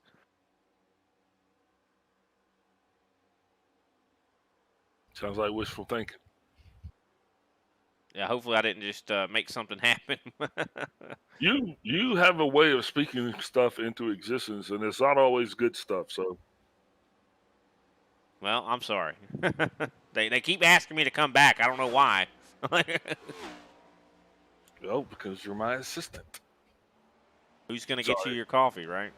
Yeah. I tell you what, Chris Severa is definitely going to run Derek Jacobs down. I don't know if Jacobs is going to actually how he is going to play once the lead draft gets to him, but that could come into play. But if not, Chris Severa definitely will, at his pace, he will run into lap traffic before this thing is over. Yeah. I don't think it'll be too much of an issue, though. I mean, Severa's running a little bit under a second faster than Derek Jacobs. So I don't think it'll be too much of a problem, but you never know. I mean, one thing about it, I think Jacobs is on the track kind of by himself. And when you're on a track like this by yourself, it's easy to kind of just fall into that white line fever to where you kind of, almost on autopilot. Like, how when you're on the interstate and you kind of just go into autopilot?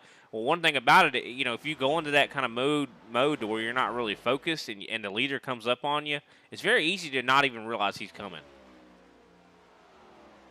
Yeah, and the bigger thing too is the rest of the field as their tires start to wear, because this is going to be another one of those long green flag runs. So I think drivers might have burned it up a little bit early on. I'm just speaking this. I could be way off. So if that's the case, Chris Severa has been able to maintain a considerable amount of speed. So I'm just saying it could be possible that he might even catch up to the rest of the field. Yeah, I'm looking at the distances here. Of course, Derek Jacobs, he's the main one that's probably going to go a lap down here. But everybody else, I mean, John Mullins will be the next one up. He's about 25 seconds, 26 seconds back from Chris Severa. Of course, the lap times around this track are about 54.2 right now. Of course, that is subject to change as we go along. So I'd say John Mullins is about – Chris Severa is on one half of the track. John Mullins is on the other half. So, I mean, it's still – half a track that he has to catch up to him. But, of course, with Severa's speed, I would not be surprised to see him do that. He is actually a whole second faster than John Mullins. And that's just John Mullins. Yeah, I mean, you got Robert Pattingill also. I mean, all these guys that are further back. I mean, Paul Olson, he hit a 55.8. So he is struggling very much so. I'm just saying, I do believe those lap times are going to, and it might even prompt some guys to even go in and take that last set of tires prematurely. Yeah, especially if the handling gets too bad. I mean, definitely could be the case. Hopefully not. I mean, I don't think that would be a very good call. But I mean, sometimes when that car gets to where the tires are so burned up it's undrivable, I can kind of understand that for sure. But it looks like Chris Severa, though, out to 1.8 seconds. We saw Johnson and Chris Johnson were both both Johnsons, I should say, were starting to catch up to Severa. That is no longer the case. Severa is starting to pull away once again. The fastest man on the racetrack. Kendall LeBron has been kind of starting to catch up here to Ryan Strunk. 54.496 last time by versus Ryan Strunk's 54.534. So I'd say about a half a tenth quicker here, but running out of time. But, I mean, now that Kendall LeBron has gotten closer to Strunk, he's going to really start to feel that draft. So can he work his way up there?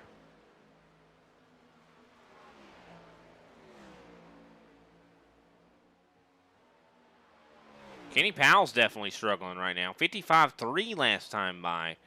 Definitely not looking like he's got a lot of pace here tonight on the longer run. Maybe he's been burning that equipment up, and which is really sad. I mean, he's got a streak going, 2 wins in a row.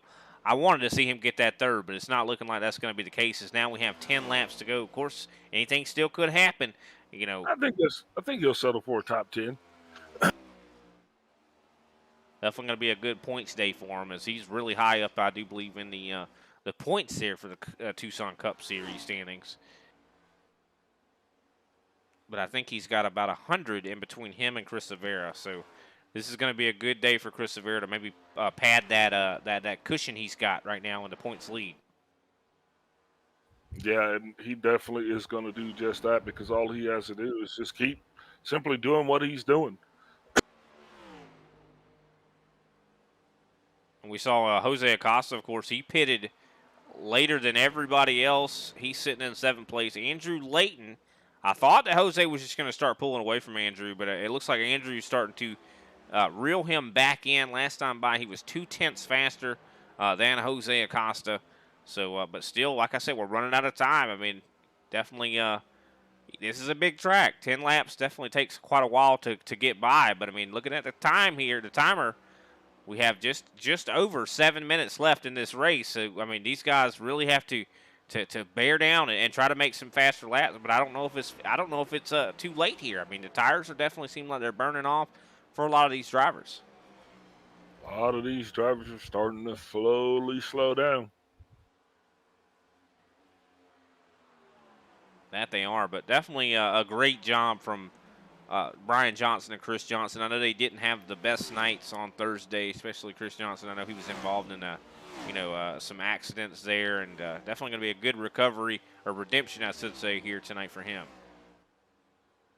Yeah, man, kudos to all of these drivers, man, because if you really just look at it, I mean, everybody is still on the lead lap with the exception of Greg Wycinski, who had a little bit of arbitrary contact with the wall earlier on, and that actually resulted in him taking his hot rod down pit road. But he did have a hot rod because he finished in the top 10 in the first two stages, second in stage 2. That he did. Well, since everybody's kind of spread out right now, I'd like to take a quick commercial break, rest my voice for just a moment, and we'll be right back as we're going to have 5 laps to go, I do believe, when we get back.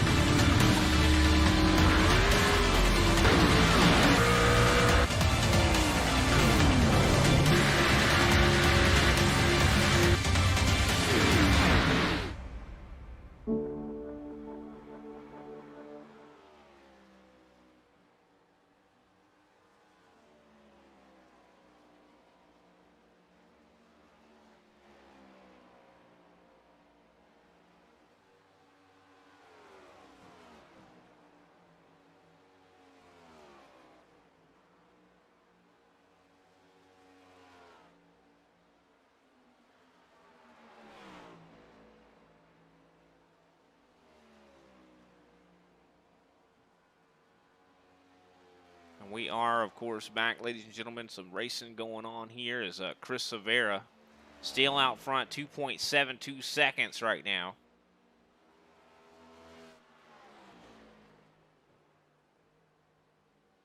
Definitely some big gaps out there on the racetrack, though.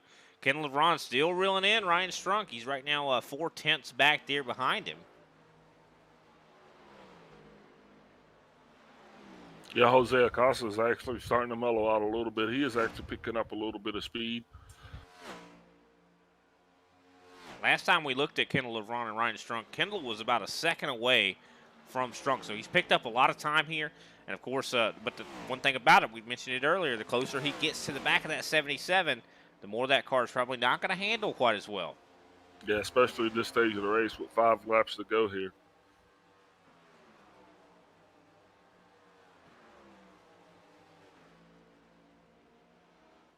But what a clinic that Chris Severa has put on here tonight. This is the performance I think Clayton Hoffman wanted on Thursday. Unfortunately, those cautions came out, but this has been just utterly perfect here. Green this whole entire time, and I don't think we've seen any evidence that a caution is going to end up coming out because, I mean, everybody is pretty spread out. Like I said, I think the only opportunity that we could see a caution is if Kendall LeBron gets up there and Ryan Strunk is able to maybe get side by side with him, and they could, because of how old the tires are, get involved in each other. I even think that maybe even Derek Jacobs might find himself still staying on the lead lap here. I mean, you see Chris Severa is coming up on him still, but I think he might have just enough of a buffer.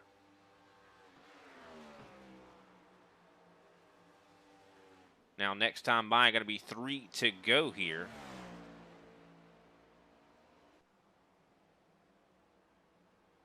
Yeah, this has definitely been an interesting race. Nothing at all like the race that we saw here on Thursday, but right now the drivers are definitely spread out around the field. Looks like we've got cars pretty much on every part of the racing track, at least on all 3 speedways, if you will. Definitely seems to be the case right now. Definitely, like you said, the other side of the coin there from what we saw on Thursday. A lot less cars, but I mean, definitely still been exciting nonetheless here, as now we do have 3 laps to go. These guys are 19 laps into their run. Everybody around average, I'd say 20 or 19, somewhere in there. It is, I'm going to tell you, the end of this race cannot come soon enough for Derek Jacobs, because right now he can see Chris Rivera slowly closing in on him, and he's got to be thinking to himself, just a little bit more, just 2 more turns. But yeah, he is definitely going to have to battle or yield, because Rivera will definitely be closing him down. I mean, looking at Severa's lap time, 54.8 versus Derek Jacobs hitting a 56 flat here. So that's 2 seconds slower. I definitely agree. I think that if he is probably going to get caught here. But I don't know. It's going to be close here as Chris Rivera takes 2 laps to go here. Next flag will be the white flag. And that, of course, if we make it to there, that will end the event. The next flag will end it. And the 77 is now slowly pulling up onto the back of Chris Johnson. Chris D. Johnson has seemed to be off the pace just a little bit. He is definitely going to have his hands full if he wants to remain on that podium as well. He definitely does. And what a performance that would be, though, if both the Johnsons able to finish in the top 3. Strunk getting really loose there off that last corner there. Strunk is giving it all that he has, because he knows that he has to let it go. Right now, he can't. There's nothing left to save. Put the hammer down and go, go, go. And that's what he's doing. Chris Johnson, though, is going to be trying to do everything that he can in order to maintain 3rd position. But I think Ryan Strunk is definitely going to close that gap and make it a little bit more exciting for all of us, except for Mr. Johnson. You got to hope Johnson holds on here, as he definitely seems like he's got himself a tight race car, and the racing has definitely tightened up. The white flag is out. Next lap will end it. Chris Rivera has over 4 seconds right now on the field. Ryan Strunk is definitely pulled up to the back of the 48, and he is going to be trying to get a run off of 1. Understand that he only has 2 turns left to make his pass. And, of course, I do believe Ryan Strunk had a little bit of issues earlier with Brian Johnson, so hopefully Brian Johnson hasn't been in Chris Johnson's ear, But it looks like contact with the wall there. Johnson gets a little bit loose there. That's going to allow Strunk to get down on the inside. This is going to be a drag race as they're coming off of turn 3. They're side by side. Johnson's car is definitely been a little bit tight, but Strunk is not yielding. They are side by side. They are banging. That is net code, if I've ever seen. I don't know who got it. Looks like they're going to give it to Chris Johnson at the line. Wow, that was so close. Finish. That was probably way closer than Chris Johnson wanted it to be, but way to go, Ryan Strunk. I mean, he definitely battled back, and if he would have had just maybe 10 more feet, I think it would have been a little bit of a different ending. But Chris Rivera goes on to get his 2nd win here in the Super Cup Series. Brian Johnson comes in 2nd. Chris D. Johnson rounds out your top 3. Ryan Strunk in 4th. Kendall LeVron comes in 5th. Kenny Powell 6th.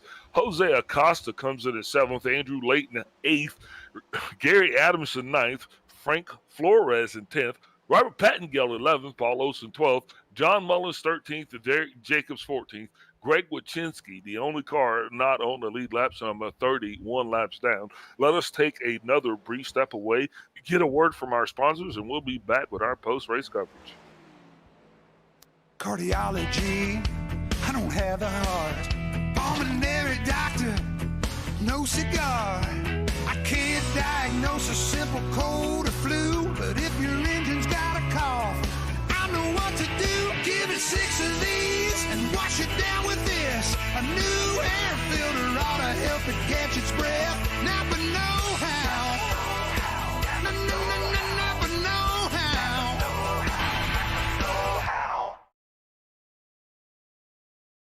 There are moments that surprise and delight the mind and the senses. Introducing Sound Art, the world's first truly customizable, concealed, flat panel art speaker system. A revolutionary combination of incredible sound delivered from your most meaningful pictures. When art and technology intersect, there is a seamless blend of creativity and function. I'm alive in the streetlight, pulling at the stars in the moonlight. Every time I feel you close. With Sound Art, anyone can print their own artwork or pick from numerous licensed artwork that we have. The possibilities are limitless. Enjoy beautiful and amazing sound throughout your home. The entire surface of your artwork generates incredibly robust sound. Your art never sounded so good.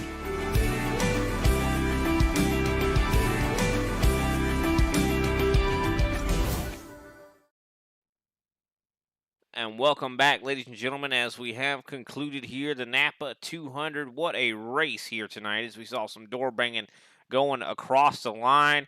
We saw Chris Johnson able to finish in third by only 0.02. That was literally inches. Those guys were so close that I'll tell you what, if I had to eyeball it, I would not have been able to tell you who won that race. Luckily, iRacing does all that for us.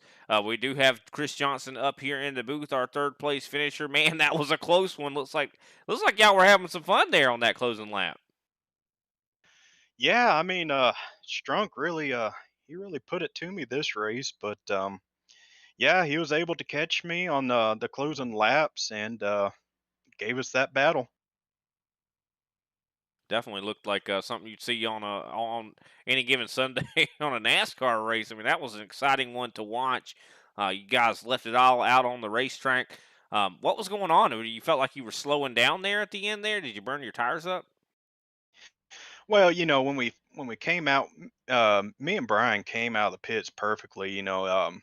Chris was about 2 seconds ahead of us, and for a little bit we were catching him. And I was just focused on trying to get to Brian's bumper and help him or help us get up there so we can compete for the win. And I guess I burnt up my stuff a little bit too much too early, and I fell on my face. I would say that's probably exactly. I wouldn't really say it like that, but I mean, I would say that's exactly kind of what happened there. I mean, we saw you turn your fastest lap of the race there in that last run. So I mean, you could have definitely cooked those tires up, but you still were able to get a podium along with your brother. That's definitely got to feel good to have Brian Johnson and Chris Johnson, the Johnson brothers, here in the top three. Yeah, I mean it's always good being able to work with Brian out here. It's just a awesome feeling, getting to work with your brother and all that. But I tried pushing him up there and didn't get the job done. Yeah, definitely very unfortunate. I don't know, man. I mean, I think you're not being exactly truthful. I mean, I know before this race you were talking all kinds of trash about Brian. Are you sure? Well, and what happens behind closed curtains stay behind closed curtains. You know that. Oh man, well, definitely. Congratulations on your third place. Excited to see what we're gonna, be tackling next week. I do believe Indy Road gonna be coming up, and I think it's gonna be the new scan too. So it's gonna be a little bit of an unknown for everybody. How are you feeling about that? Unfortunate. Wish we stuck with the oval, but we'll see what happens. We definitely will see what happens because I know that I think that new scan is much different than the current iteration here on iRacing. We'll have to see what happens there. Who can we shout out tonight after your third place finish? Of course, Tucson Sound Art, Southern Spiral, and G&G, and y'all guys up in the booth. Well, we definitely appreciate you, man. Appreciate your time, and we'll see you next week. Thank you. That was Chris Johnson, our third place finisher here tonight, and I do believe Big Al is waiting here with his brother Brian Johnson. Hey, Brian Johnson's Big Al up in the booth. You got me? Got you, Big Al. Hey man, congratulations on a awesome race for you tonight. You've got to feel good. You'll be carrying home a bunch of points. Maybe not a trophy, but definitely a strong points day for you guys. Yeah, feeling pretty good about it.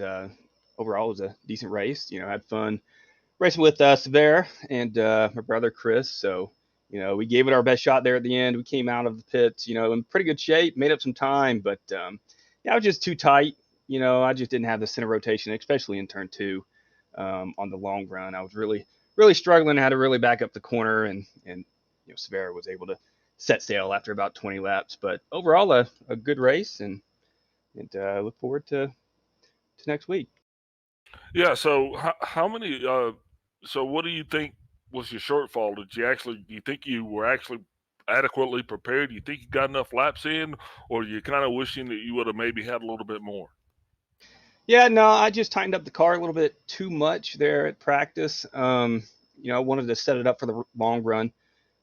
Focused on not burning up my rear tires, but yeah, I just tightened it up a little bit too much. I was able to free it up some more, during our pit stops there, but just not enough. So I just didn't have the pace that Severa had.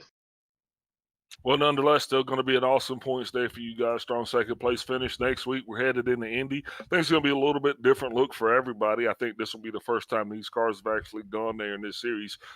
What can we expect to see from your camp? Yeah, I'm looking forward to it. I'm looking forward to getting out of Pocono. This week hasn't been too kind to me. So looking forward to Indy. Not my favorite road course, but we'll put down some laps, put in some practice time, and see what we can do. All right, man. Well, before we let you go, who we shouting out tonight? Yeah, shout out to Tucson Sound Art, Southern Spiral Pipe. Shout out to Severa, awesome win. Shout out to brother Chris. And we worked pretty well together at this race. And then the boys back at the shop, G&G Racing, and you guys up in the booth, Brian, and of course you, Big Al. Hey, bud, appreciate you. And like I said again, well fought battle, second place finish. Nothing to shrug your shoulders about. Severa had a rocket ship, but you guys were definitely the ones right behind them. So hopefully we'll see you again in the top 3 next week. Absolutely. Thanks, guys. That was Brian Johnson, our second place finisher here tonight. Did a great job there, but no one had anything for the other Chris that graced us with his presence here tonight. Chris Severa, it looks like, I know we talked to you earlier. You love this track. Apparently, this track loves you too. You just put on a clinic out there. How you feeling? Yeah, it feels great. Such a unique track. It's a second hometown track, I guess you could say. I'm split between here and Dover, so I love to win here. It's great. Well, you definitely earned it for sure. I know we saw on Thursday Clayton Hoffman, swept both stages, was not able to capitalize and actually win the race, but you were able to do exactly that. And this thing was clean and green, so you had to have a good long run. Did you struggle at all there or, in that late run? Not really. Just had to be patient on the throttle. Otherwise, the rear end would kick out. You really burn up the rears, and then once you do that, it's just every straight around here is just so important to get a good drive out of the corners for. So once you lose the rears, it's just all over from there. But no, the car was great. Even on that long run, we were bang on with the tire wears. So I didn't touch the car all night. It was great. It definitely seemed like it was, man. You took care of business out there. You were you didn't turn the fastest lap, but you definitely were, I think, the most consistent for sure. What was the most important corner, do you think, out here tonight? Absolutely, turn 4. It's the most critical corner to get right. If you don't hit it right, you're just not gonna win here. Yeah, definitely Yes, leads it to the is turn 4. longest straightaway here in NASCAR, right? Yeah, I guess you can consider turn 4 the long straightaway here. That is the most critical part, and getting off of turn 3, not spinning the tires because you mess up off turn 3, you mess up down the whole straightaway is all time loss. Yeah, and then every corner of this racetrack, of course, is different. With all them, every corner being modeled after a different speedway. So is that why do you like this track so much? I have to ask. It's just so unique. We didn't really see much of it tonight, but you can really get the high lanes going in 1 and 3. If the guys are running in dirty air, you can really wind the car up in a high lane, and coming down the Long Pond Straight is you can really wind it up and just get underneath somebody for the tunnel turn, which I was trying to do there. I actually only think I was able to do it once when we were going for the lead. I kind of looked to the high side in turn 3, but yeah, it's just such a unique track. It's hitting the tunnel turn right is just so rewarding too. So I just love everything about this track. Well, you definitely seem like you do, man. Well, we definitely, as always, congratulations on your win here tonight. I think that brings you up to 7 in the Super Cup Series. So, got to be very happy about that. That's more than it. I think that's over double everybody else out here. How are you feeling? Indianapolis Road going to be a different version. I know the scan I think they're using right now is actually the MotoGP course, if I'm not mistaken. So going to be switching to what NASCAR is actually going to be using. Are you excited, or are you a little bit worried about that? We'll have to see. I haven't been able to run the new scan. I don't even know if iRacing has it yet. I do believe it's coming But out we on ran. Tuesday. Is it Tuesday? We ran pretty good the last time we were there in the old car. It's just such a flat track. It's so throttle sensitive. You got no banking anywhere besides being on the oval, obviously. But yeah, it's such a unique. It's probably the most difficult road course we'll probably ever go to. Well, that does not sound like a bunch of confidence there, but I know you'll be able to take care of it. I think the only thing you're gonna have to worry about is tripping yourself up because I mean you're definitely always got the speed. Uh, we all know how you are. You like to let it all hang out. Yeah, we'll see when we get there. There's definitely a lot of fast road guys out there. We don't know if one of those will show up from them, but hopefully they do, because I'm always looking forward to see how much you can push this car on the roadside. And that's one thing about Mr. Severe here. He likes a challenge, and definitely didn't seem like you got your really your craving or your itch scratched tonight for a challenge because you put on a show here, finishing with over 5 seconds on second place, and somehow you didn't put everybody a lap down. I mean, I know Derek Jacobs was getting ready to go a lap down. I mean, I bet he's happy that he did find himself still remaining on the lead lap after your win here tonight, though. Chris, who can we give a shout out to? Yeah, big shout out to everyone at Gas and Go for running laps on all different sets. Like I said, I was super busy this week, so I wasn't able to really run as many laps as I would have liked here. Thanks to Fanatec Hardware, Advanced Sim Racing, Apex Sim Racing, Team Watson Racing. You guys, as always, Tucson Sound Art, again, for sponsoring the series. If it wasn't for you guys, we wouldn't have a Saturday series, so really appreciate the Rob and them for that. You guys, as always, for doing a fantastic job, Ryan and Al. You guys do great up there every week. Well, I mean, we're only as good as the people we're watching drive, so you definitely help us out quite a bit for sure. Well, congratulations once again on your win, on your seventh win of the season. Of course, that's going to be a nice little bit of a points buffer there between, I do believe, I think Kenny Powell second in the points, if I'm not mistaken. But look forward to seeing what next week holds, man. We'll see you then. Thanks, guys.